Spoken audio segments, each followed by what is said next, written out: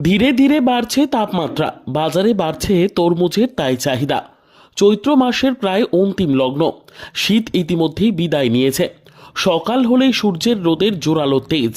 গরমে সমস্ত ফলের চাহিদা সবথেকে বেশি থাকে, তার মধ্যে রয়েছে তরমুজ।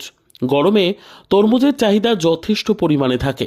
প্রতি বছরের মতো এবছরও দেখা গেল ইতিমধ্যেই বাজারে চলে এসেছে তরমুজ।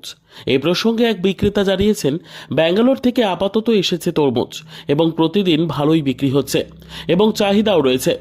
প্রতি বছর গরমের সময় তরমুজের একটা আলাদা রকম চাহিদা থাকে। গ্রীষ্মকালীন যে সমস্ত ফলের চাহিদা সব থেকে বেশি থাকে তার মধ্যে রয়েছে অবশ্যই তরমুজ। ব্যবসায়ীরা আসছেন প্রত্যেক বছরের মতো, এবছরও তরমুজের ভালোই বিক্রি হবে। দাদা, বাজারে তো তরমুজ চলে এসছে, কি দাম আছে তরমুজের? কেমন বিক্রি হচ্ছে? এই তরমুজগুলো কোথা থেকে এসছে? ব্যাঙ্গালোর থেকে।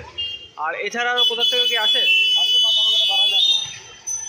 এবছর কি তরমুজের দাম কম না বেশি? বাড়তে পারে। কেমন চাহিদা আছে বাজারে?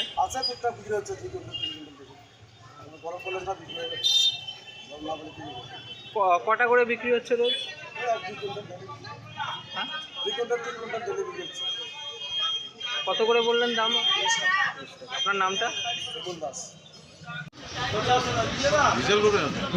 তাড়াতাড়ি বাইক কর।